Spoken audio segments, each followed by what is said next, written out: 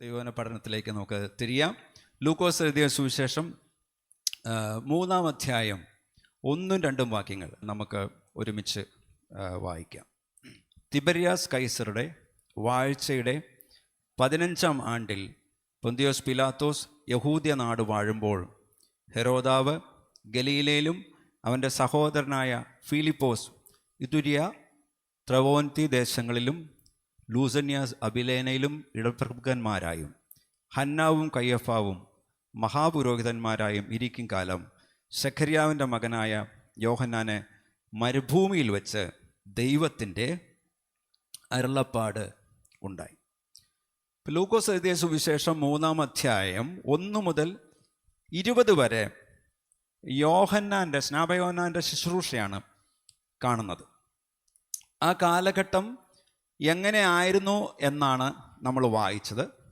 ആ കാലത്ത് ജീവിച്ചിരുന്ന പൊളിറ്റിക്കൽ ലീഡേഴ്സിനെ കുറിച്ചും റിലീജിയസ് ലീഡേഴ്സിനെ കുറിച്ചുമാണ് ഇവിടെ പറഞ്ഞിരിക്കുന്നത്. Tiberius Kaiser, Pontius Pilathos, ഹെരോദാവ്, Philipose, ലുസന്യാസ്, ഹന്നാവ്, കയ്യഫാവ്. ഇപ്പം തിബരിയാസ് കൈസർ AD 14 മുതൽ 37 വരെ റോമ സാമ്രാജ്യത്തിൻ്റെ ചക്രവർത്തിയായിരുന്നു. അതുകൊണ്ട് കൈസറുടെ വാഴ്ചയുടെ 15-ാം ആണ്ട് എന്ന് പറഞ്ഞാൽ ഏതാണ്ട് AD 28. ഈ വർഷത്തിലാണ് AD 28 യോഹന്നാൻ പരസ്യ ശുശ്രൂഷ ആരംഭിച്ചത്. AD 26 മുതൽ 36 വരെ യഹൂദിയയിലെ റോമ ഗവർണറായിരുന്നു പൊന്തിയോസ് പിലാത്തോസ്. യേശുവിനെ കൊല്ലുന്നതിന് അനുവാദം കൊടുത്തത് ഈ പിലാത്തോസ് ആയിരുന്നു. ഹെരോദാവ് യേശുവിൻ്റെ ജനന സമയത്ത് രാജ്യം ഭരിച്ചിരുന്ന ഹെരോദ രാജാവിൻ്റെ മകനാണ് ഇവിടെ പറയുന്ന ഹെരോദാവ്. ഇവിടെ ഹെരോദാവിനെ ഇടപ്രഭുവായിട്ടാണ് കാണിച്ചിരിക്കുന്നത്. അതായത് ഗലീല എന്ന് പറയുന്ന ഡിസ്ട്രിക്റ്റിൻ്റെ ഭരണാധികാരിയാണ് ഈ ഹെരോദാവ്. ഇയാളാണ് പിന്നീട് യോഹന്നാൻ സ്നാപകൻ്റെ തല ഖണ്ഡിച്ചത്, ശിരച്ഛേദം ചെയ്തത്. മാർക്ക് 6:16-17 നമുക്കത് കാണുവാനായിട്ട് സാധിക്കും. അപ്പം യോഹന്നാൻ മിനിസ്ട്രി ആരംഭിക്കുമ്പോൾ കയ്യഫാവായിരുന്നു മഹാപുരോഹിതൻ. കയ്യഫാവിൻ്റെ അമ്മായിയപ്പനായിരുന്നു ഹന്നാവ്.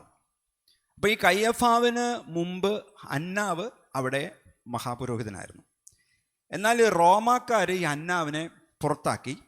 എന്നാലും അവിടുത്തെ ജനം ഹന്നാവിനെ മഹാപുരോഹിതനായിട്ട് കരുതിയതിനാൽ അദ്ദേഹത്തിന് അവിടുത്തെ തീരുമാനങ്ങളൊക്കെ എടുക്കുന്നതിന് വളരെ സ്വാധീനമുള്ള വ്യക്തിയായിരുന്നു. ഈ പൊളിറ്റിക്കൽ റിലീജിയസ് ലീഡേഴ്സ് സിറ്റിയിലുള്ള ഹൈ ക്ലാസ് സൊസൈറ്റിയുടെ റെപ്രസെൻറ്റേറ്റീവ്സ് ആയിരുന്നു. എന്നാൽ യോഹന്നാനോ ഗ്രാമത്തിലുള്ള മരുഭൂമിയിലുള്ള നിർജ്ജന പ്രദേശങ്ങളിലുള്ളവരുടെ റെപ്രസെൻറ്റേറ്റീവായിരുന്നു. അതുകൊണ്ട് യോഹന്നാന് ഈ പൊളിറ്റിക്കൽ റിലീജിയസ് ലീഡേഴ്സിന് എതിരെയുള്ള നിലപാടുകൾ വളരെ കർക്കശമായിട്ട് എടുത്തിരുന്നു. ഇവിടെ സെഖര്യാവിൻ്റെ മകനായ യോഹന്നാന് മരുഭൂമിയിൽ വെച്ച് ദൈവത്തിൻ്റെ അരുളപ്പാട് ഉണ്ടായി എന്നാണ് ലൂക്കോസ് പറഞ്ഞിരിക്കുന്നത്. ദൈവം അരുളി ചെയ്യുന്നു എന്ന് പറയുവാൻ ഭയമില്ലാതിരുന്ന പ്രവാചകനാണ് യെശയ്യാവ്. ദൈവം ഇങ്ങനെ അരുളി ചെയ്യുന്നു, അങ്ങനെ സ്ട്രോങ് ആയിട്ട് പറയാനായിട്ട് ധൈര്യമുണ്ടായിരുന്നവരാണ് യെശയ്യാ പ്രവാചകൻ, ഇരമ്യാ പ്രവാചകൻ, യെഹെസ്കേൽ പ്രവാചകന്മാരൊക്കെ. ആ നിരയിൽ ഒരാളോട് ലൂക്കോസ് യോഹന്നാനെ ഇവിടെ പ്രതിഷ്ഠിക്കുകയാണ്. അതുപോലെ ധൈര്യമുള്ളൊരു പ്രവാചകൻ എന്നുള്ള രീതിയിൽ ലൂക്കോസ് യോഹന്നാനെ ഇവിടെ പറഞ്ഞിരിക്കുകയാണ്. ഈ പ്രവാചകന്മാരൊക്കെ രാജാക്കന്മാരെ ഉപദേശിച്ചിട്ടുണ്ട്, ചിലപ്പോൾ ശാസിച്ചിട്ടുണ്ട്, ചിലപ്പോൾ തർജ്ജനം ചെയ്യുകയും ചെയ്തിരുന്നു. എന്നാൽ യോഹന്നാൻ എന്ന പ്രവാചകനും ഇതൊക്കെ തന്നെയാണ് ചെയ്തത്. അതുകൊണ്ടാണ് യോഹന്നാന് ഭീകരമായൊരു മരണം അഭിമുഖീകരിക്കേണ്ടി വന്നു. അപ്പം യോഹന്നാൻ്റെ മിനിസ്ട്രി എന്ന് പറഞ്ഞാൽ പഴയ കാലഘട്ടത്തിൻ്റെ അവസാനവും ഒരു പുതിയ കാലഘട്ടത്തിൻ്റെ ആരംഭവുമായിരുന്നു. നമുക്ക് ലൂക്കോസ് 3 മുതൽ 6 വരെ ഒരുമിച്ച് വായിക്കാം. എല്ലാവരും ഒരുമിച്ച് വായിക്കണേ. അവൻ യോർദാൻ അരികെയുള്ള നാട്ടിലൊക്കെയും വന്ന് പാപമോചനത്തിനായുള്ള മാനസാന്തര സ്നാനം പ്രസംഗിച്ചു. മരുഭൂമിയിൽ വിളിച്ചു പറയുന്നവൻ്റെ വാക്കാവിത്, കർത്താവിൻ്റെ വഴി ഒരുക്കുവിൻ, അവൻ്റെ പാത നിരപ്പാക്കുവിൻ, എല്ലാ താഴ്വരയും നികന്നു വരും, എല്ലാ മലയും കുന്നും താഴും, വളഞ്ഞത് ചൊവ്വായും ദുർഘടമായത് നിരന്ന വഴിയായും തീരും. സകല ജഡവും ദൈവത്തിൻ്റെ രക്ഷയെ കാണും എന്നിങ്ങനെ യെശയ്യാപ്രവാചകൻ്റെ പുസ്തകത്തിൽ എഴുതിയിരിക്കുന്നത് പോലെ തന്നെ. അപ്പം സകല മനുഷ്യർക്കും രക്ഷയായിരിക്കുന്ന മിശിഹായുടെ വരവിന് വഴിയൊരുക്കിയ പഴയ നിയമ പ്രവാചകന്മാരിൽ അവസാനത്തെ ആളായിരുന്നു ആരാ അവസാനത്തെ ആരാ? യോഹന്നാൻ. ഓക്കെ, നമ്മൾ ഈ വായിച്ച 4 മുതൽ 6 വരെയുള്ള വാക്യങ്ങൾ യെശയ്യാപ്രവാചകൻ്റെ പുസ്തകം 40-ാം അധ്യായം 3 മുതൽ 5 വരെയുള്ള പ്രവചനമാണ് നമ്മൾ വായിച്ചത്. അതിൻ്റെ ഒരു പൂർത്തീകരണമായിട്ടാണ് നമ്മളത് വായിച്ചിരിക്കുന്നത്. യോഹന്നാൻ എന്താ പ്രസംഗിച്ചേ? പാപമോചനത്തിനായിട്ടുള്ള മാനസാന്തര സ്നാനം. എന്താണ്? പാപമോചനത്തിനായിട്ടുള്ള മാനസാന്തര സ്നാനമാണ് യോഹന്നാൻ പ്രസംഗിച്ചത്. പാപമോചനം നൽകുന്ന ഒരു കർമാചാരമല്ല ഈ സ്നാനം എന്ന് പറഞ്ഞാൽ. പാപമോചനം നൽകുന്ന ഒരു കർമ്മപ്രവൃത്തി പോലത്തെ അല്ല, അനുതാപത്തിൻ്റെ ഒരു പരസ്യ പ്രകടനമായിട്ടാണ് ഈ സ്നാനത്തെ കാണേണ്ടത്. അപ്പം മാനസാന്തരത്തിലൂടെയാണ് പാപമോചനം ലഭിക്കുന്നത്. റിപ്പൻറ്റൻസ് എന്ന് പറഞ്ഞാൽ എന്താ? Change your attitude and action. മാനസാന്തരം എന്ന് പറഞ്ഞാൽ എന്താ? നമ്മുടെ മനോഭാവത്തിൽ, നമ്മുടെ ആറ്റിറ്റ്യൂഡിൽ മാറ്റം വരുന്നു. നമ്മുടെ മനോഭാവത്തിൽ മാറ്റം വരുമ്പോഴാണ് നമ്മുടെ പ്രവൃത്തിയിൽ മാറ്റം വരുന്നത്. നമ്മളൊരു കാര്യത്തെക്കുറിച്ച് പോസിറ്റീവാണ് നമ്മുടെ ആറ്റിറ്റ്യൂഡ് എങ്കിൽ അതിൻ്റെ ആക്ഷൻ പോസിറ്റീവായിരിക്കും. ഒരു കാര്യത്തെക്കുറിച്ച് നെഗറ്റീവാണ് നമ്മുടെ ആറ്റിറ്റ്യൂഡെങ്കിൽ അതിൻ്റെ റിസൾട്ട്, ആക്ഷൻ എന്ന് പറഞ്ഞത് നെഗറ്റീവായിരിക്കും. അപ്പോൾ മാനസാന്തരം എന്ന് പറഞ്ഞാൽ ഒരു വ്യക്തിയുടെ മനസ്സിന് സംഭവിക്കുന്ന ആറ്റിറ്റ്യൂഡിൽ, മനോഭാവത്തിൽ സംഭവിക്കുന്ന രൂപാന്തരവും അതിനോടനുബന്ധിച്ച് വരുന്ന പ്രവൃത്തിയിൽ ഉണ്ടാകുന്ന മാറ്റവുമായിട്ടാണ്. അപ്പോൾ ഒരാളുടെ ജീവിതത്തിൻ്റെ പഴയ കാലഘട്ടം അവസാനിപ്പിച്ച് ദൈവത്തോടുള്ള ഒരു പുതിയ ബന്ധത്തിന് അനുസരണമായ ഒരു പുതിയ ജീവിതത്തിൻ്റെ ആരംഭമായിട്ടാണ് അവിടെ സ്നാനം നിലകൊള്ളുന്നത്. അപ്പം തൻ്റെ അടുത്ത് വന്ന ആളുകളോട് യോഹന്നാൻ പ്രസംഗിച്ച മെസ്സേജ്, സന്ദേശം യേശു പറഞ്ഞ കാര്യങ്ങളോട് വളരെ സാമ്യം ഉള്ളതായിരുന്നു. അതുകൊണ്ടാണ് യോഹന്നാൻ്റെ പ്രസംഗവും സുവിശേഷമായിട്ടാണ് കാണുന്നത്. യോഹന്നാൻ്റെ പ്രസംഗമാണ് 3-ാം അധ്യായത്തിൻ്റെ 7 മുതൽ 17 വരെ യോഹന്നാൻ്റെ പ്രസംഗം കിടക്കുന്നത്. 3-ന്റെ 7 മുതൽ 9 വരെ നമുക്ക് ഒരുമിച്ച് വായിക്കാം. അവസാനം സ്നാനമേൽപ്പാൻ വന്ന പുരുഷാരത്തോട് അവൻ പറഞ്ഞത് ഒരുമിച്ച് വായിക്കേ. സർപ്പസന്തതികളെ, വരുവാനുള്ള കോപത്തെ ഒഴിഞ്ഞ് ഓടിപ്പോകുവാൻ നിങ്ങൾക്ക് ഉപദേശിച്ച് തന്നത് ആര്? മാനസാന്തരത്തിന് യോഗ്യമായ ഫലം കായ്പിൻ. അബ്രഹാം ഞങ്ങൾക്ക് പിതാവായിട്ടുണ്ട് എന്ന് ഉള്ളം കൊണ്ട് പറവാൻ തുനിയരുത്. അബ്രഹാമിന് ഈ കല്ലുകളിൽ നിന്ന് മക്കളെ ഉളവാക്കുവാൻ ദൈവത്തിന് കഴിയുമെന്ന് ഞാൻ നിങ്ങളോട് പറയുന്നു.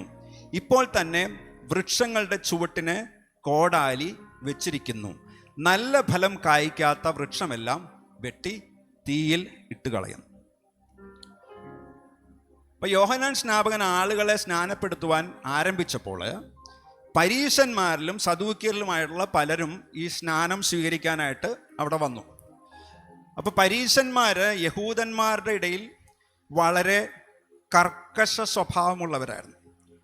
യഹൂദ ന്യായപ്രമാണം കൃത്യമായിട്ട് അനുസരിക്കുന്നതിൽ അവർ അഭിമാനിച്ചിരുന്നു. പരീശന്മാരെക്കുറിച്ചും സദൂക്യന്മാരെക്കുറിച്ചും ഇവിടെ ഡീറ്റെയിൽഡായിട്ട് ക്ലാസ് എടുത്തിട്ടുണ്ട്. അപ്പം യഹൂദയിലെ 2ാമത്തെ പ്രധാന വിഭാഗമായിരുന്നു സദൂക്യർ. ഈ പരീശന്മാരും സദൂക്യരും യഹൂദന്മാരുടെ ഇടയിലെ നേതാക്കളായിരുന്നു.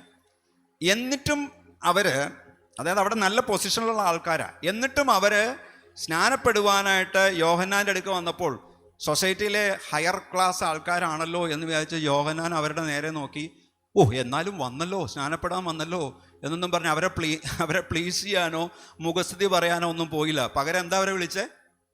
സർപ്പസന്തതികളെ എന്നാണ് യോഹന്നാൻ വിളിച്ചത്. എന്തുകൊണ്ടാണ് അങ്ങനെ വിളിച്ചത്? അതായത് കാട്ടിലെ പുല്ലിന് തീ പിടിക്കുമ്പോൾ തീയിൽ നിന്ന് ഓടി ഒളിക്കാനായിട്ട് പാമ്പിൻ കുഞ്ഞുങ്ങൾ ശ്രമിക്കുന്നത് പോലെ യഥാർത്ഥ മാനസാന്തരമില്ലാതെ കപടഭക്തിക്കാരായിരുന്നു ഈ യഹൂദ നേതാക്കന്മാർ.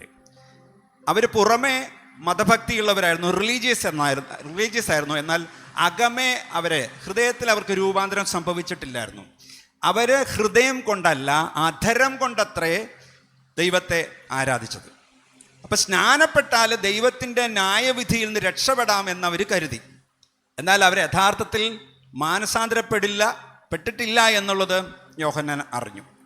അവർ അവരുടെ പാപങ്ങളിൽ നിന്ന് രക്ഷപ്പെടുവാനായിട്ട് ആഗ്രഹിച്ചിരുന്നില്ല.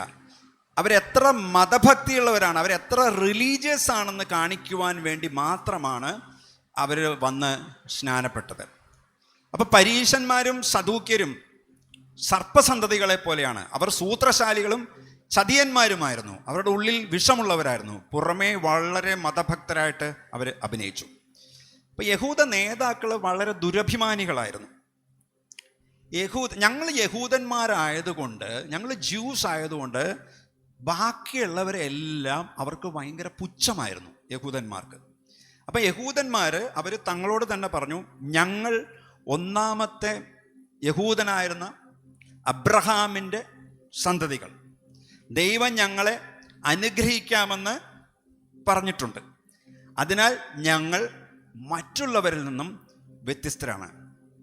എന്നാൽ അവിടെ യോഹന്നാൻ മുന്നറിയിപ്പ് നൽകി, ജഡത്തിൽ എബ്രഹാമിൻ്റെ സന്തതിയെ ദൈവം പ്രധാനമായി കരുതുന്നില്ല. ഒന്നാമത്തെ മനുഷ്യനെ ദൈവം നിലത്തെ പൊടിയിൽ നിന്ന് ഉണ്ടാക്കിയതുപോലെ ദൈവത്തിന് കല്ലുകളിൽ നിന്ന് അബ്രഹാമിന് സന്തതികളെ ഉളവാക്കാൻ കഴിയും. അപ്പോൾ ദൈവം പ്രധാനമായിട്ട് കരുതുന്നത് ഒരു മനുഷ്യൻ്റെ ഹൃദയത്തിൻ്റെ രൂപാന്തരമാണ്. അപ്പോൾ പരീശന്മാരും സദൂക്യനും ജഡത്തിൽ അബ്രഹാമിൻ്റെ സന്തതി ആയിരുന്നെങ്കിലും ദൈവദൃഷ്ടിയിൽ ഹൃദയത്തിൽ രൂപാന്തരം വന്നവർ അല്ലായിരുന്നു. മെത്തഡിസ്റ്റ് ചർച്ചിൻ്റെ സ്ഥാപകനാണ് ജോൺ വെസ്ലി എന്ന ദൈവദാസൻ. 5 വർഷം അദ്ദേഹം ഓക്സ്ഫോർഡ് സെമിനാരിയിൽ പഠിപ്പിച്ചിരുന്ന ആളാണ്. ചർച്ച് ഓഫ് ഇംഗ്ലണ്ടിൻ്റെ പാസ്റ്ററായിട്ട് അദ്ദേഹം 10 വർഷം അദ്ദേഹം സേവനമനുഷ്ഠിച്ചു. അദ്ദേഹം വെളുപ്പിന് 4 മണിക്ക് എഴുന്നേക്കും. 6 മണി വരെ 2 മണിക്കൂർ അദ്ദേഹം പ്രാർത്ഥിക്കും. 6 മണി മുതൽ 7 മണി വരെ 1 മണിക്കൂർ അദ്ദേഹം ബൈബിൾ വായിക്കും. ഹോസ്പിറ്റൽ വിസിറ്റ് ചെയ്യും, ജയിൽ വിസിറ്റ് ചെയ്യും, അവിടെയുള്ള ആൾക്കാർക്ക് വേണ്ടി പ്രാർത്ഥിക്കും, അവരെ ടീച്ച് ചെയ്യും, മറ്റുള്ളവരെ സഹായിക്കും. ഒരിക്കലൊരു കപ്പൽ യാത്രയിൽ കൊടുങ്കാറ്റ് വന്ന് കപ്പലിൻ്റെ കൊടിമരം തകർന്നപ്പോൾ വെസ്ലിയുടെ ഉള്ളിൽ പരിഭ്രാന്തി വന്നു, എന്താ സംഭവിക്കാൻ പോകുന്നതെന്ന്. എന്നാൽ അതിലുണ്ടായിരുന്ന മൊറോവിയക്കാർ, വിശ്വാസികളായിട്ട് ഒരു കൂട്ടം ആ കപ്പലിലുണ്ടായിരുന്ന ആൾക്കാർ സ്തുതിഗീതങ്ങൾ പാടുകയും പ്രാർത്ഥിക്കുകയും ചെയ്തു. വെസ്ലിക്ക് ഭയം വന്നപ്പോൾ അവരിരുന്ന് സ്തുതിഗീതങ്ങൾ പാടുകയും പ്രാർത്ഥിക്കുകയും ചെയ്യുന്നു. ഈ അനുഭവം മൊറോവിയക്കാർക്ക് തനിക്കില്ലാത്തൊരു ആന്തരിക ശക്തി, അവരുടെ ഉള്ളിൽ എന്തോ ഒരു പ്രത്യേക ശക്തി ഉണ്ടെന്ന് വിശ്വസിക്കുവാനായിട്ട് വെസ്ലിയെ പ്രേരിപ്പിച്ചു. 1738 മെയ് 24 ലണ്ടനിലെ ആൻഡേഴ്സ് ഗേറ്റ് സ്ട്രീറ്റിൽ നടന്ന മൊറോവിയക്കാരുടെ ഒരു മീറ്റിങ്ങിൽ വെച്ച് റോമാക്കാർക്കുള്ള ലേഖനത്തിൻ്റെ ഒരു ഇൻട്രൊഡക്ഷൻ മാർട്ടിൻ ലൂതർ എഴുതിയത് വെസ്ലി സന്ദേശമായിട്ട് അവിടെ കേട്ടു. അന്ന് അദ്ദേഹത്തിൻ്റെ ശുശ്രൂഷയുടെ സ്വഭാവത്തിലും രീതിയിലും വലിയ മാറ്റം സംഭവിച്ചു. ഒരു വലിയ വിപ്ലവം അദ്ദേഹത്തിൻ്റെ ഉള്ളിൽ സംഭവിച്ചു. ഒരു മനുഷ്യൻ്റെ ഒരു പ്രവർത്തികളാലുമല്ല സാൽവേഷൻ, രക്ഷ, അത് വിശ്വാസത്താലാണെന്നുള്ളത് അന്നാണ് അദ്ദേഹത്തിന് മനസ്സിലായത്. ഇംഗ്ലീഷ്, ലാറ്റിൻ, ഗ്രീക്ക്, ഹീബ്രു എല്ലാ ഭാഷയിലും കർത്താവിനെ കുറിച്ച് അദ്ദേഹം പഠിച്ചിട്ടുണ്ട്. എന്നാൽ യേശുക്രിസ്തുവിൽ വിശ്വസിക്കുന്നതിലൂടെയാണ് രക്ഷ എന്നുള്ളതിനെക്കുറിച്ചുള്ള ബോധ്യം വന്ന് മനസ്സിലായത് അന്നാണ് അദ്ദേഹത്തിന്. അപ്പം 18-ാം നൂറ്റാണ്ടിൽ കർത്താവ് അദ്ദേഹത്തെ ശക്തമായിട്ട് ഉപയോഗിച്ചു. കൃപയാലത്രേ ആത്മരക്ഷ, അത് വിശ്വാസത്താൽ നേടുക, വില കൊടുത്തു വാങ്ങുവാൻ സാധ്യമല്ല, അത് ദാനം ദാനം ദാനം. കൃപയാലത്രേ ആത്മരക്ഷ, അത് വിശ്വാസത്താൽ നേടുക, വില കൊടുത്തു വാങ്ങുവാൻ സാധ്യമല്ല, അത് ദാനം ദാനം ദാനം. ജീവിതത്തിൽ നേടുക. നിന്റെ മരണശേഷം അവസരങ്ങളില്ല സോദര. ഈ ലോക ജീവിതത്തിൽ നേടുക. നിന്റെ മരണശേഷം അവസരങ്ങളില്ല സോദര. നരകശിക്ഷയിൽ നിന്നു വിടുതൽ നേടുവാൻ ഇന്ന് വരിക രക്ഷകന്റെ സന്നിധി. ചേർന്ന് പാടാം. നരകശിക്ഷയിൽ നിന്നു വിടുതൽ നേടുവാൻ ഇന്ന് വരിക രക്ഷകന്റെ സന്നിധി. കൃപയാലത്രേ ആത്മരക്ഷ, അത് വിശ്വാസത്താൽ നേടുക. വില കൊടുത്തു വാങ്ങുവാൻ സാധ്യമല്ല, അത് ദാനം ദാനം ദാനം. രക്ഷകന്റെ സന്നിധി ചെല്ലുക. നിന്റെ പാപമെല്ലാം തന്റെ മുമ്പിൽ ചൊല്ലുക. രക്ഷകന്റെ സന്നിധി ചെല്ലുക. നിന്റെ പാപമെല്ലാം തന്റെ മുമ്പിൽ ചൊല്ലുക.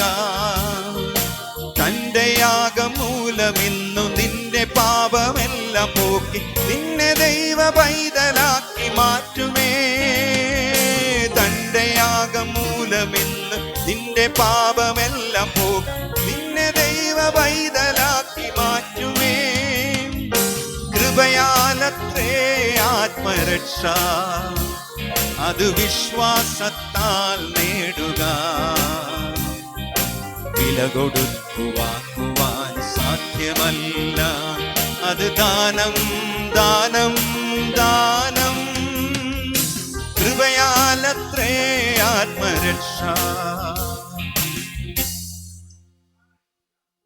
പ്രിയപ്പെട്ടവരെ, ഒരുപാട് ക്രിസ്തീയ ഗാനങ്ങൾ രചിക്കാം, സംഗീതം നൽകാം, പാടാം, ഓർക്കസ്ട്രേഷൻ കൊടുക്കാം, അതിനുവേണ്ടി ഇൻസ്ട്രുമെൻ്റ് വായിക്കാം, അതിൻ്റെ യൂട്യൂബ് വീഡിയോ ഇറക്കാം, ബൈബിളിനെ ആസ്പദമാക്കി നന്നായിട്ട് സംസാരിക്കാം. ഇതൊക്കെ ആർക്ക് വേണമെങ്കിലും ചെയ്യുവാൻ പറ്റും. പക്ഷേ യേശു കർത്താവുമായിട്ടൊരു പേഴ്സണൽ റിലേഷൻഷിപ്പ് ഉണ്ടോ എന്നുള്ളത് ജീവിതത്തിൽ വളരെ പ്രധാനപ്പെട്ട കാര്യമാണ്. യേശു മാത്രമാണ് എൻ്റെ കർത്താവും രക്ഷിതാവും എന്ന് പറയുവാനുള്ള ബോധ്യം ഒരാൾക്കുണ്ടോ എന്നുള്ളത് ജീവിതത്തിൽ വളരെ പ്രധാനപ്പെട്ട കാര്യമാണ്. ഒരിക്കൽ ഒരാളോട് നിങ്ങൾ ബോൺ അഗെയിൻ ആണോ, വീണ്ടും ജനിച്ച ആളാണോ എന്ന് ചോദിച്ചു. അയാൾ പറഞ്ഞ മറുപടി ഇങ്ങനെയായിരുന്നു: എൻ്റെ വല്യപ്പൻ ക്രിസ്ത്യാനിയായിരുന്നു. ക്രിസ്ത്യാനിയായ എൻ്റെ വല്യപ്പനിൽ നിന്ന് എൻ്റെ അപ്പൻ ജനിച്ചതുകൊണ്ട് എൻ്റെ അപ്പൻ ജനിച്ച ക്രിസ്ത്യാനിയായി. ജനിച്ച ക്രിസ്ത്യാനിയായ എൻ്റെ അപ്പനിൽ നിന്ന് ഞാൻ ജനിച്ചതുകൊണ്ട് ഞാൻ വീണ്ടും ജനിച്ച ക്രിസ്ത്യാനിയായി.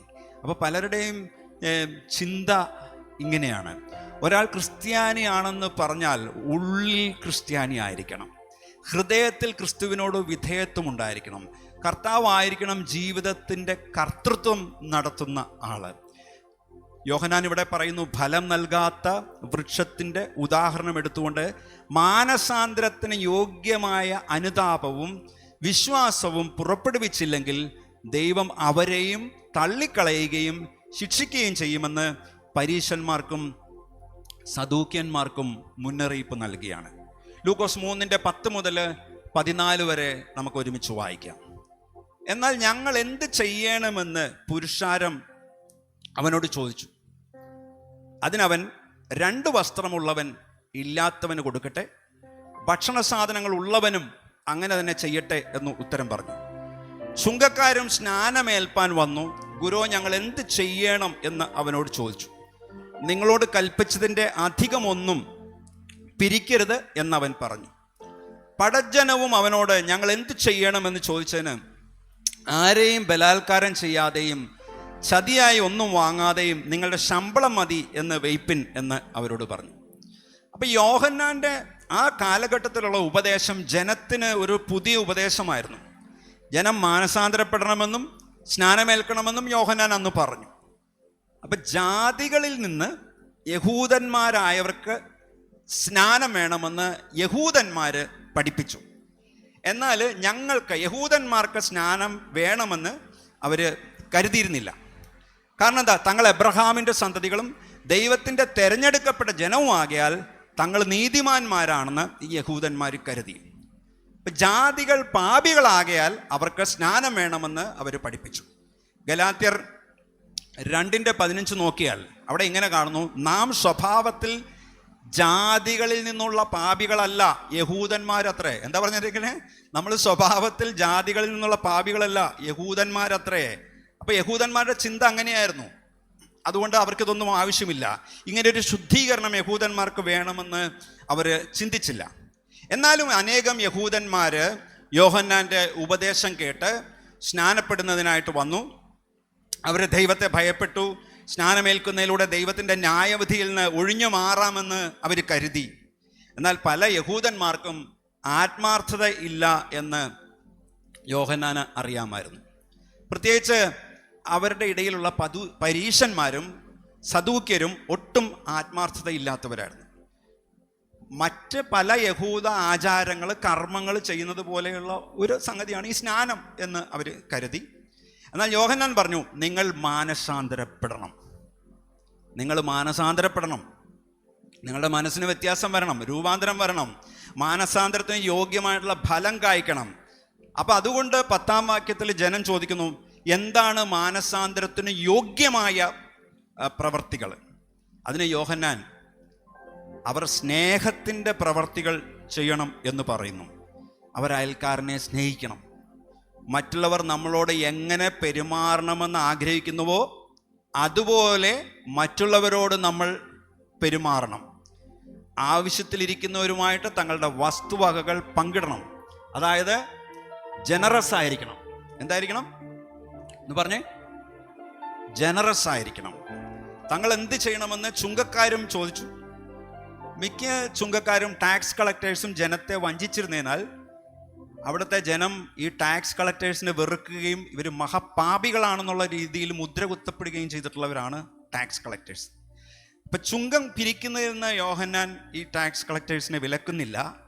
ചുങ്കം പിരിക്കുന്നത് അതിൽ തന്നെ പാപമല്ല. എന്നാൽ അവർ സത്യസന്ധരായിരിക്കണം എന്ന് യോഹന്നാൻ അവരോട് പറഞ്ഞു. അതായത് ഓണസ്റ്റ് ആയിരിക്കണം എന്ന് പറഞ്ഞു. എന്തായിരിക്കണം? ഓണസ്റ്റ് ആയിരിക്കണം. പടയാളികൾക്കും ഇതുപോലെയുള്ള ഉപദേശം യോഹന്നാൻ നൽകി. ഈ പടയാളികൾ ഗലീലയിലെ ഇടപ്രഭുവായ ഹെരോദാവിൻ്റെ കീഴിലുള്ള യഹൂദ പടയാളികളായിരുന്നു. യോഹന്നാൻ അവരോട് പറഞ്ഞു, 3 കാര്യങ്ങൾ ശ്രദ്ധിക്കാൻ പറഞ്ഞു. എന്തൊക്കെയാ? ആരെയും ബലാത്കാരം ചെയ്ത് പണം വാങ്ങരുത്. 2, ചതിയായി ഒന്നും വാങ്ങരുത്. 3, നിങ്ങളുടെ ശമ്പളം മാത്രം മതി എന്ന് വെക്കുക. അതായത് പരാതിപ്പെടുകയോ നിങ്ങൾക്ക് അമിതമായ ആനുകൂല്യം സ്വീകരിക്കുകയോ അരുത്. Be just. എന്താണ്? Be just. നീതിയുള്ളവരായിരിക്കണം. അടുത്തത് ബി കണ്ടന്റ്. തൃപ്തിയുള്ളവരായിരിക്കണം. എന്തായിരിക്കണം? തൃപ്തിയുള്ളവരായിരിക്കണം. ഇതെല്ലാം നമുക്കും ബാധകമാണ്. നമ്മളെങ്ങനെയുള്ളവരായിരിക്കണം? ജനറസ് ആയിരിക്കണം, ഓണസ്റ്റ് ആയിരിക്കണം, ജസ്റ്റ് ആയിരിക്കണം, കണ്ടന്റ് ആയിരിക്കണം. ഓക്കെ.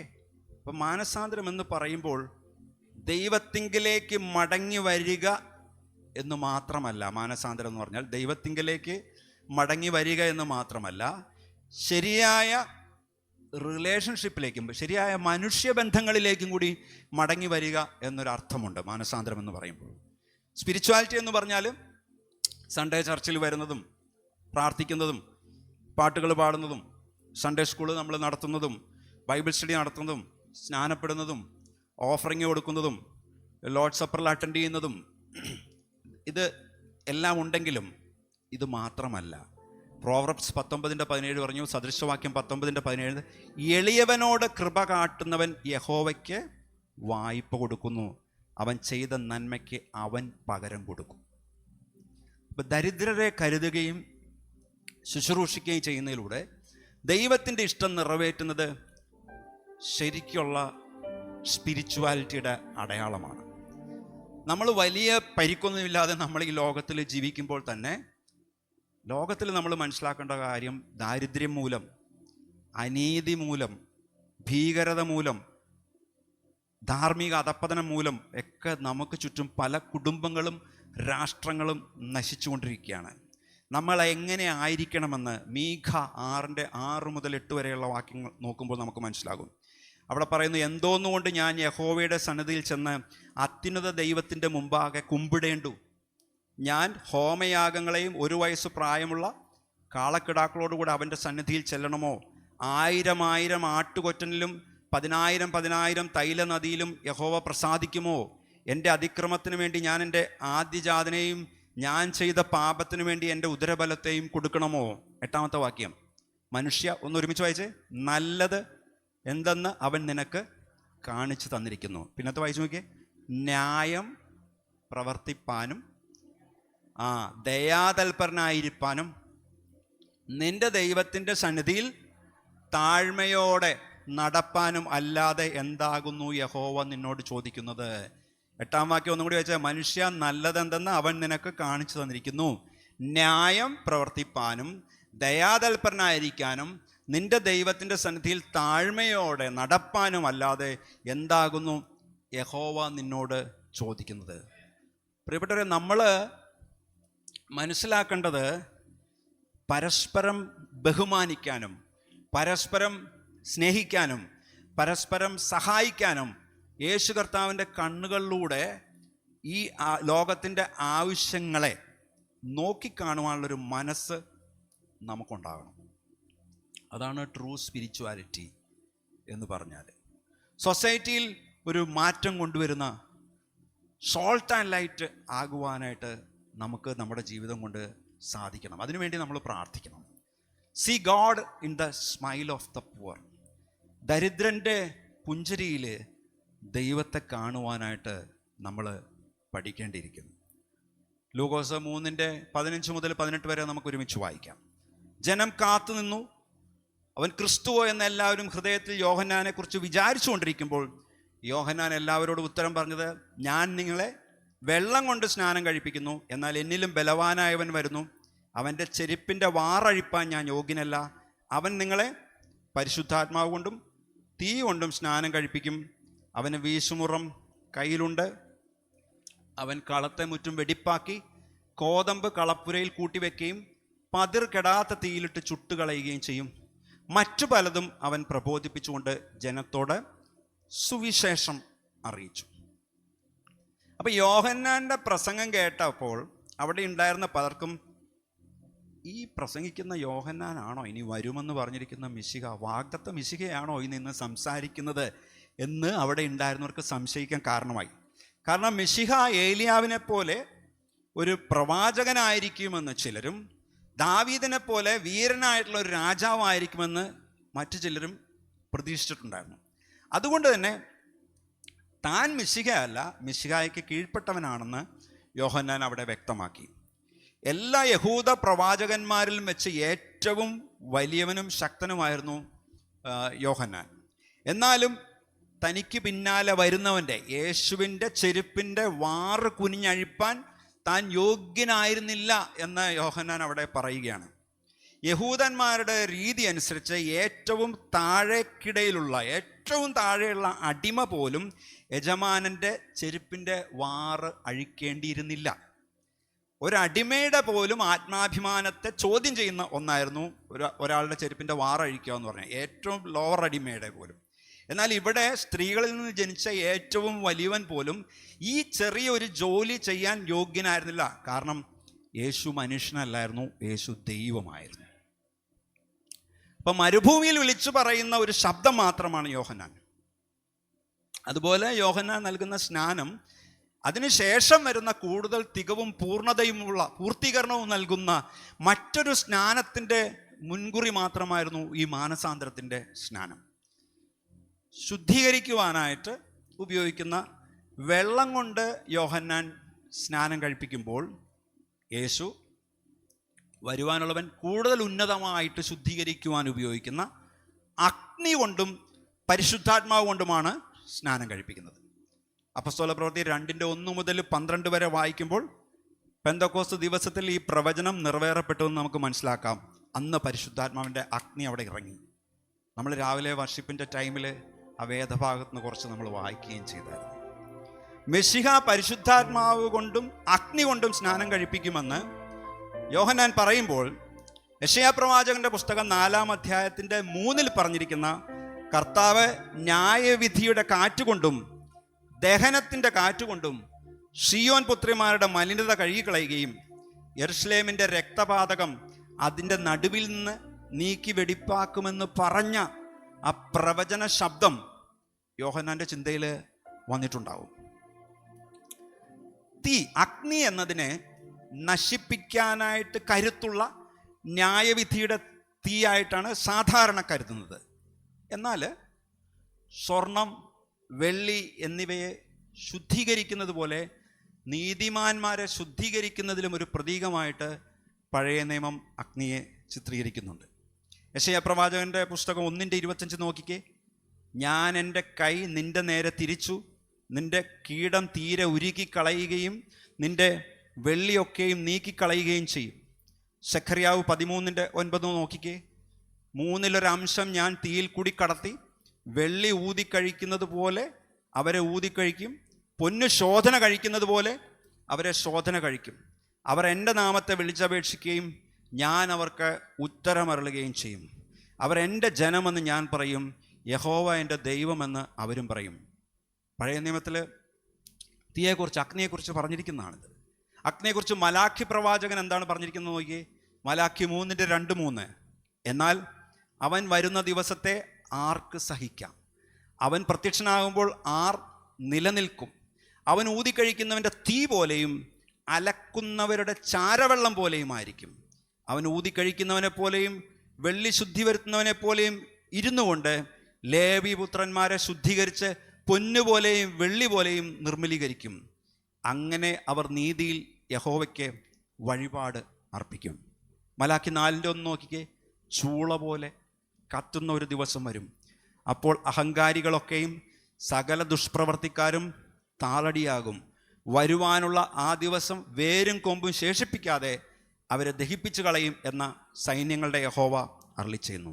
അപ്പോൾ തീയുടെ, അഗ്നിയുടെ 2 സ്വഭാവങ്ങളും മലാഖി പ്രവാചകനെ പോലെ യോഹന്നാൻ്റെ മനസ്സിലും ഉണ്ടായിരുന്നിരിക്കണം.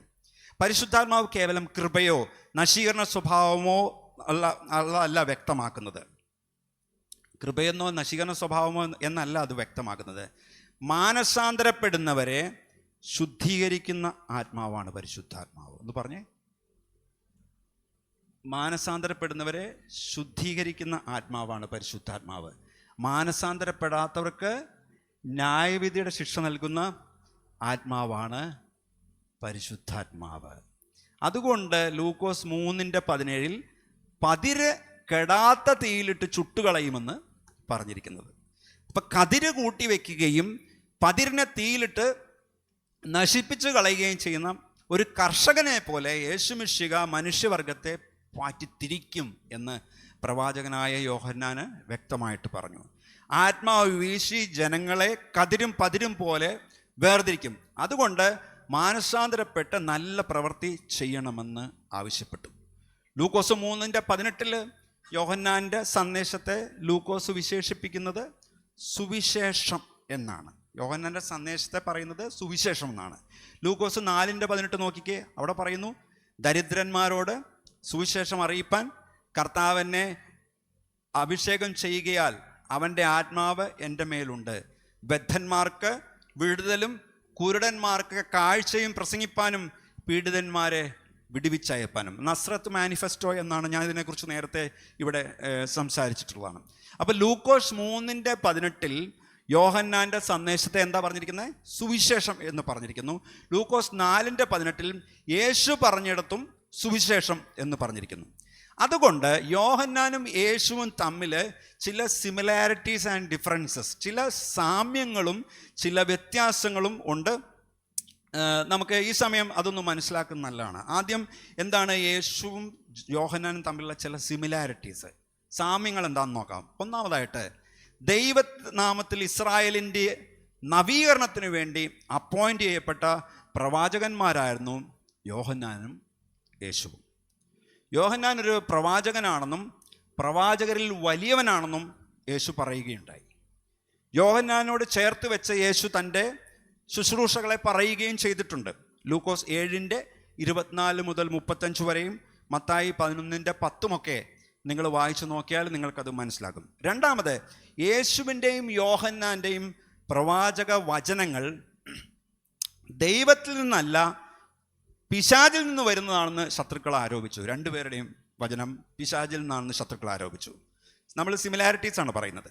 മൂന്നാമത്, യേശുവും യോഹന്നാനും ഒരുപോലെ യഹൂദന്മാരുടെ റിലീജിയസ് എസ്റ്റാബ്ലിഷ്മെൻറ്റിന് എതിരെ വളരെ തീവ്രമായിട്ട് തന്നെ സംസാരിച്ചു.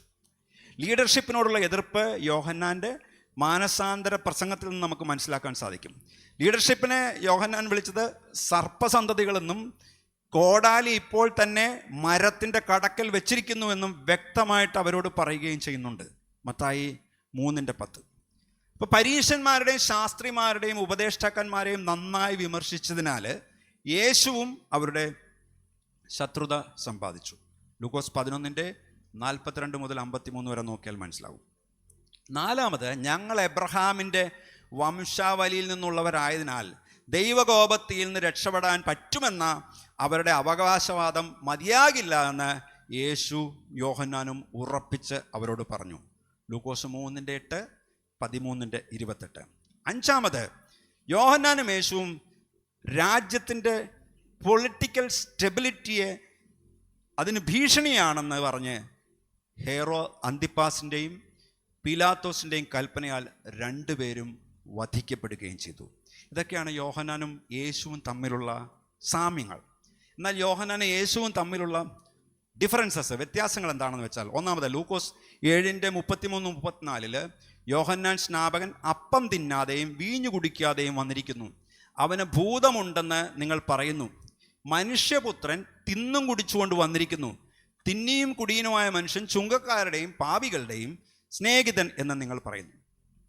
യോഹന്നാൻ്റെ ലൈഫ് സ്റ്റൈൽ എന്ന് പറഞ്ഞാൽ ഒരു സന്യാസിയുടെ പോലെയായിരുന്നു. യേശു അങ്ങനെ ആയിരുന്നില്ല. രണ്ടാമത്, ലൂക്കോസ് 5:33 മുതൽ 35 വരെ അവർ അവനോട്, യോഹന്നാൻ്റെ ശിഷ്യന്മാർ കൂടെ കൂടെ ഉപവസിച്ച് പ്രാർത്ഥന കഴിച്ചു വരുന്നു, പരീശന്മാരുടെ ശിഷ്യന്മാരും അങ്ങനെ തന്നെ ചെയ്യുന്നു, നിന്റെ ശിഷ്യന്മാരോ തിന്നുകയും കുടിക്കുകയും ചെയ്യുന്നു എന്ന് പറഞ്ഞു. യേശു അവരോട്, മണവാളൻ താഴ്മക്കാരോട് കൂടെയുള്ളപ്പോൾ അവരെ ഉപവാസം ചെയ്യിപ്പാൻ കഴിയുമോ? മണവാളൻ അവരെ വിട്ടു പിരിയേണ്ടുന്ന കാലം വരും, അന്ന് ആ കാലത്ത് അവർ ഉപവസിക്കും എന്ന് പറഞ്ഞു. അപ്പോൾ യോഹന്നാനിൽ നിന്ന് വ്യത്യാസമായിട്ട് യേശു കൂടെയുള്ളപ്പോൾ തൻ്റെ ശിഷ്യർ ഉപവസിക്കുവാനായിട്ട് യേശു ശിഷ്യരോട് ആവശ്യപ്പെട്ടില്ല. ഭാവിയിൽ അവർ ഉപവസിക്കുമെന്നുള്ള കാര്യം യേശുവിന് അറിയാമായിരുന്നെങ്കിൽ പോലും. മൂന്നാമത്, യോഹന്നാൻ 3:22. അതിൻ്റെ ശേഷം യേശു ശിഷ്യന്മാരുമായി യഹൂദ ദേശത്ത് വന്ന് അവരോടുകൂടെ സ്നാനം കഴിപ്പിച്ചുകൊണ്ടിരുന്നു. യോഹന്നാൻ 4:2, ശിഷ്യന്മാരല്ലാതെ യേശു തന്നെ സ്നാനം കഴിപ്പിച്ചില്ല താനും. അപ്പം യോഹന്നാനിൽ നിന്ന് വ്യത്യാസമായിട്ട് സ്നാനത്തിന് യേശു തൻ്റെ ശുശ്രൂഷയിൽ പ്രധാന സ്ഥാനം നൽകിയില്ല. യോഹന്നാൻ മരുഭൂമിയിൽ പ്രസംഗിച്ചപ്പോൾ യേശു ഗ്രാമങ്ങൾ തോറും സഞ്ചരിച്ച് പ്രസംഗിച്ചു. യോഹന്നാൻ അത്ഭുതങ്ങളൊന്നും ചെയ്തിരുന്നില്ല. യേശു ഭൂതങ്ങളെ പുറത്താക്കുകയും രോഗികളെ സൗഖ്യമാക്കുകയും അത്ഭുതങ്ങൾ പ്രവർത്തിക്കുകയും ചെയ്തു. യോഹന്നാനിൽ നിന്ന് വ്യത്യസ്തമായിട്ട് യേശു ചുങ്കക്കാരോടും പാപികളോടും കൂടെ ഭക്ഷണം കഴിച്ചു. വരുവാനുള്ള കാലത്തെക്കുറിച്ച് യോഹന്നാൻ പ്രസംഗിച്ചപ്പോൾ യേശു തൻ്റെ പ്രവർത്തികളിലൂടെയും വാക്കുകളിലൂടെയും ദൈവരാജ്യം ഈ പ്രസൻറ്റ് ടൈമിൽ വർത്തമാനകാല യാഥാർത്ഥ്യമായി തീർന്നിരിക്കുന്നുവെന്ന് യേശു പ്രസ്താവിച്ചു. ലൂക്കോസ് 3:19-20.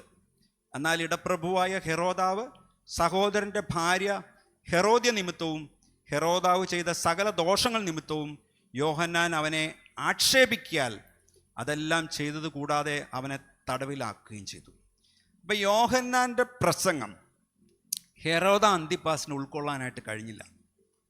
ഭയങ്കര തീപ്പരി പ്രസംഗകനാണ് യോഹന്നാൻ.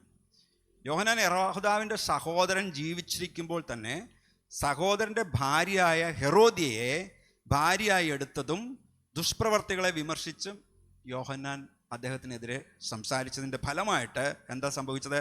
ഹെരോദാവ് യോഹന്നാനെ തടവിലാക്കി. അയാളുടെ ചെയ്യുന്ന ദുഷ്പ്രവർത്തികളുടെ കൂട്ടത്തിൽ ഒരെണ്ണവും കൂടി അയാൾ കൂട്ടി. അയാൾ അതുമൂലം ഹെരോദാവ് യോഹന്നാനെ കൊന്നതിനെക്കുറിച്ച് അതിൻ്റെ റിസൾട്ട് എന്തായിരുന്നു? ഹെരോദാവ് യോഹന്നാനെ കൊന്നു. പക്ഷെ അതിനെക്കുറിച്ച് ലൂക്കോസിൽ പറഞ്ഞിട്ടില്ല. പ്രിയപ്പെട്ടവരെ, ദൈവത്തിൻ്റെ ശുശ്രൂഷകരുടെ ശാസനമൂലം ജനം പോസിറ്റീവ് ആകുകയോ നെഗറ്റീവ് ആകുകയോ ചെയ്യാം. ജനം പ്രയോജനപ്പെടുകയോ ദേഷ്യപ്പെടുകയോ ചെയ്യാം. ഇത് രണ്ടും സംഭവിക്കാറുണ്ട്. മിക്ക ദൈവദാസന്മാരെയും പോലെ നന്മ ചെയ്തതിനാലാണ് യോഹന്നാൻ കഷ്ടം സഹിക്കേണ്ടി വന്നത്. യേശു പ്രസംഗിക്കുവാനായിട്ട് പോകുന്ന രാജ്യത്തിൻ്റെ സുവിശേഷത്തിന് ജനങ്ങളെ ഒരുക്കുന്നതിന് വേണ്ടി യോഹന്നാൻ പ്രസംഗിച്ചത് മാനസാന്തരപ്പെടണം എന്നുള്ളതാണ്. എന്നാൽ യോഹന്നാൻ്റെ പ്രസംഗം നേതൃത്വത്തെ വളരെ അസ്വസ്ഥരാക്കി.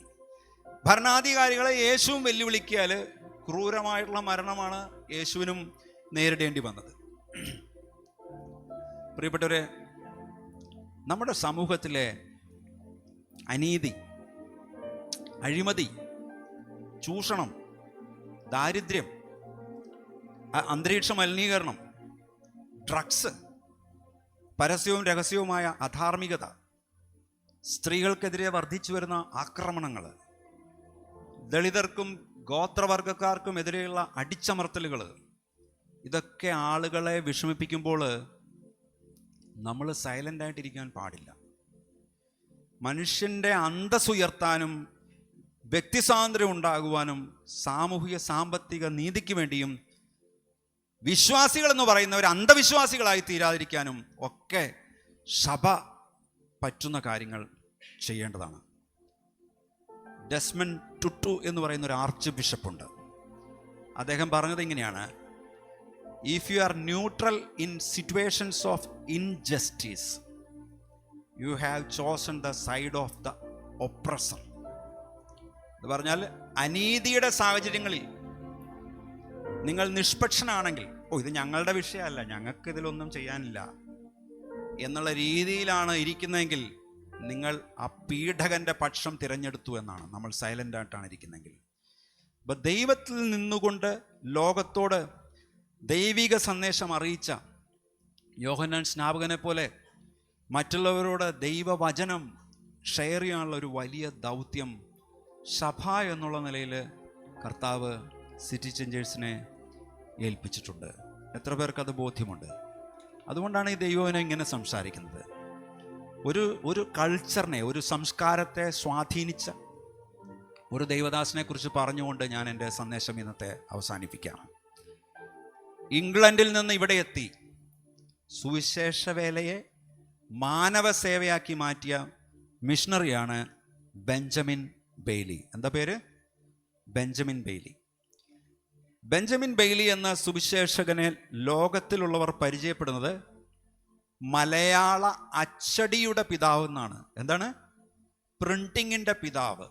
മലയാളം പ്രിന്റിങ്ങിൻ്റെ പിതാവ് എന്നാണ് ബെഞ്ചമിൻ ബെയ്ലി അറിയപ്പെടുന്നത്. വിദേശത്തുള്ള മിഷണറിമാർ നമ്മുടെ കേരളത്തിലേക്ക് വരുന്നതിന് മുമ്പ് മലയാളക്കരയിലുണ്ടായിരുന്ന സുറിയാനി ക്രൈസ്തവർ ഉപയോഗിച്ചിരുന്നത് സുറിയാനി ഭാഷയിലുള്ള ബൈബിളിൻ്റെ കയ്യെഴുത്ത് പ്രതികളായിരുന്നു. എന്നാൽ മലയാളത്തിലേക്ക് ബൈബിള് ട്രാൻസ്ലേറ്റ് ചെയ്യുവാനുള്ള ശ്രമം 1806 തന്നെ ആരംഭിച്ചിരുന്നു. ഫോർട്ട് വില്യം കോളേജിലെ വൈസ് പ്രിൻസിപ്പളായിരുന്ന കൗഡിയോസ് ബുക്കാനൻ ആണ് ആദ്യം ട്രാൻസ്ലേഷൻ്റെ പരിശ്രമം തുടങ്ങി വെച്ചത്. എന്നാൽ 1807 സുവിശേഷങ്ങൾ സുറിയാനിയിൽ നിന്ന് ട്രാൻസ്ലേറ്റ് ചെയ്ത് വിശ്വാസികൾക്ക് നൽകി. തിമപ്പാപ്പിള്ളയും ഫിലിപ്പോസ് കശീശയുമാണ് ഇതിന് ലീഡർഷിപ്പ് കൊടുത്തത്. ബോംബെയിലെ കുറിയർ പ്രസ്സിൽ നിന്ന് 1811 അച്ചടി പൂർത്തിയാക്കി മലയാളത്തിലെ സുവിശേഷങ്ങൾ എത്തി. എന്നാൽ കുറേ സുറിയാനി പദങ്ങളും കുറേ തമിഴ് പദങ്ങളും ഉണ്ടായിരുന്ന ഈ ട്രാൻസ്ലേഷൻ മലയാളത്തിലുള്ള ഒരു വേദപുസ്തകമായിട്ട് പറയുവാനായിട്ട് പറ്റുമായിരുന്നില്ല. അതുകൊണ്ട് ഒരു പൂർണ്ണ മലയാള ട്രാൻസ്ലേഷന് വേണ്ടി കേണൽ മൺട്രോയുടെ ലീഡർഷിപ്പിൽ ആരംഭിച്ചു. അതിനായിട്ട് റവറൻ ബെയ്ലിയാണ് മൺട്രോ അപ്പോയിൻ്റ് ചെയ്തത്.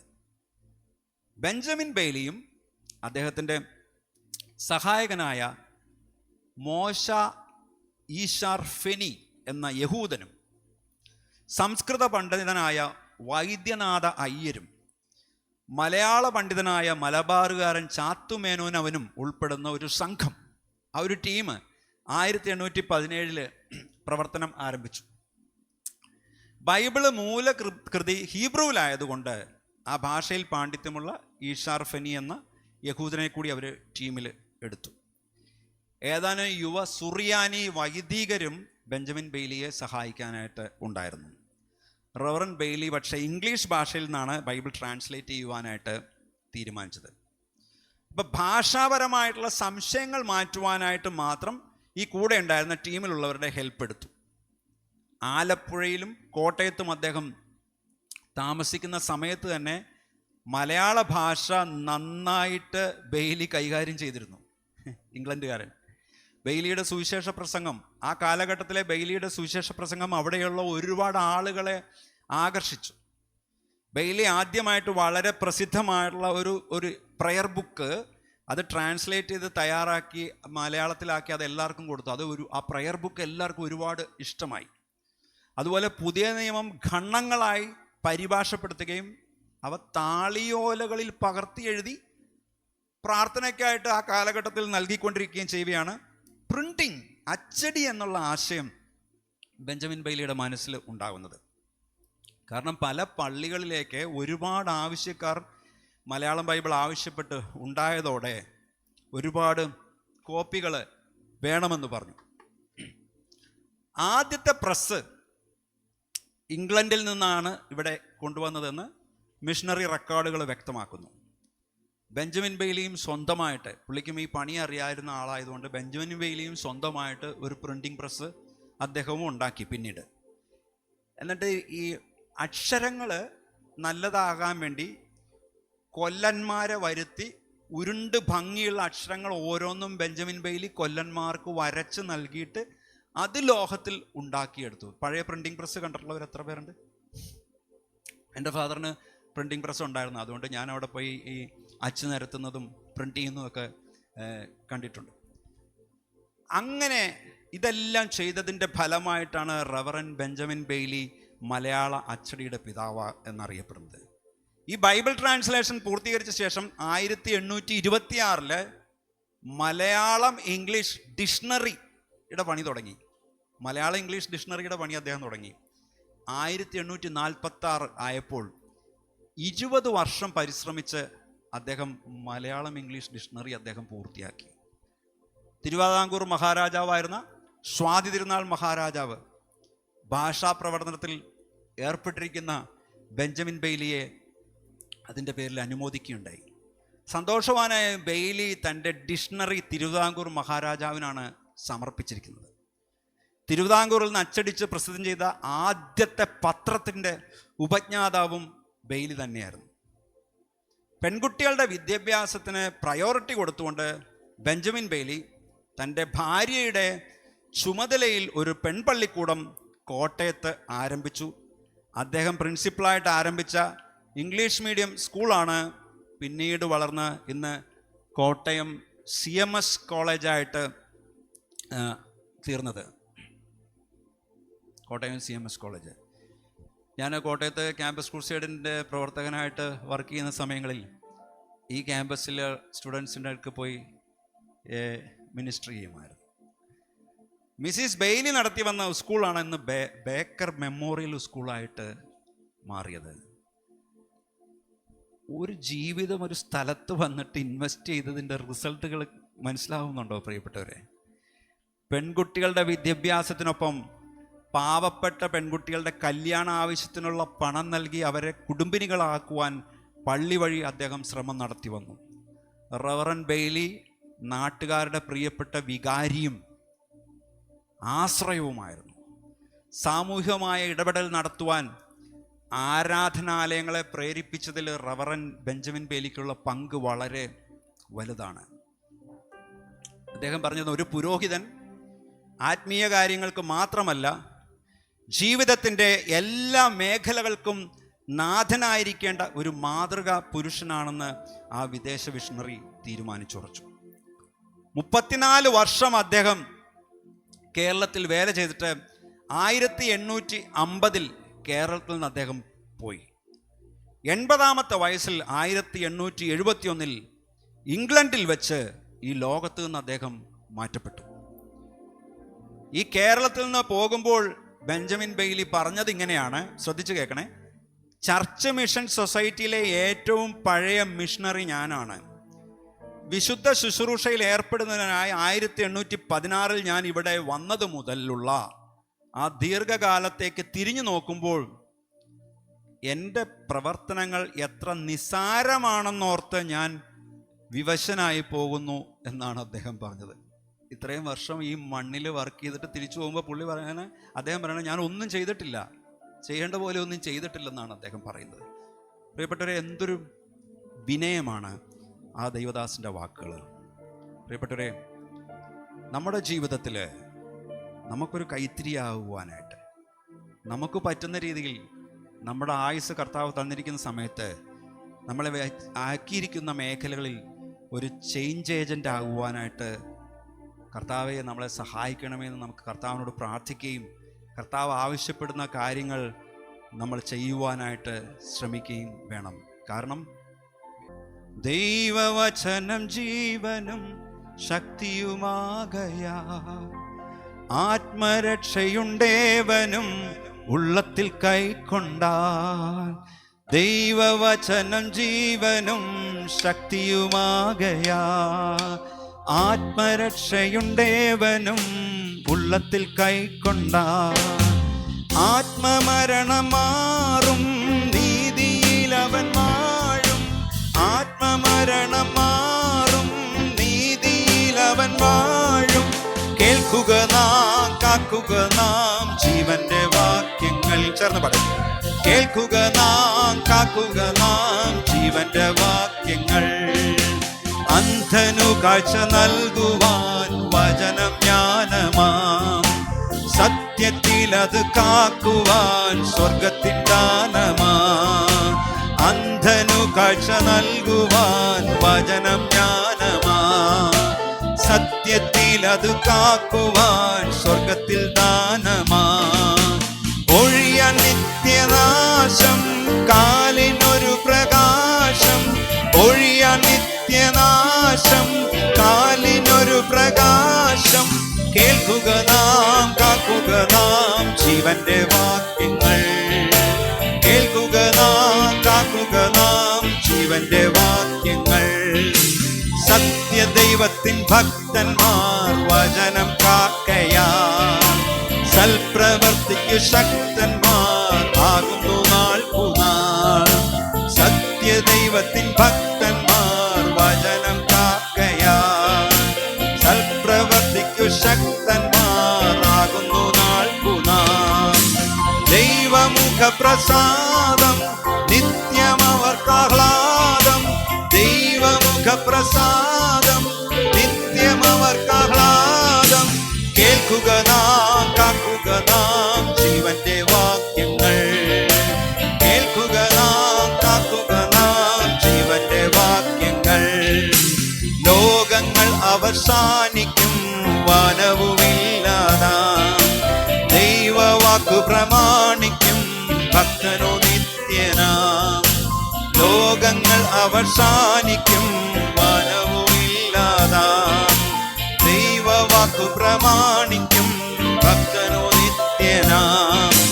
വാട്ടം മാലിന്യം നാശം ഇല്ലാത്തൊരവകാശം, വാട്ടം മാലിന്യം നാശം ഇല്ലാത്തൊരവകാശം.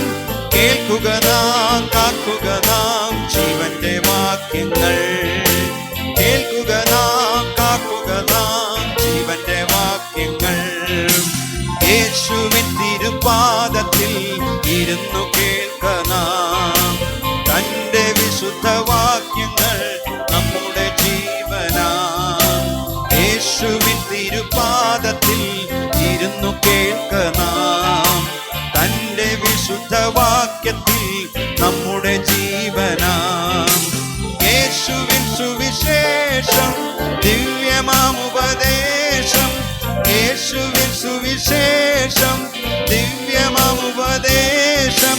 കേൾക്കുക നാം, കാക്കുക നാം ജീവന്റെ വാക്യങ്ങൾ. കേൾക്കുക നാം, കാക്കുക നാം ജീവന്റെ വാക്യങ്ങൾ. ഈ വചനങ്ങളാൽ ദൈവം നിങ്ങളെ അനുഗ്രഹിക്കട്ടെ. Please be seated. Thank you.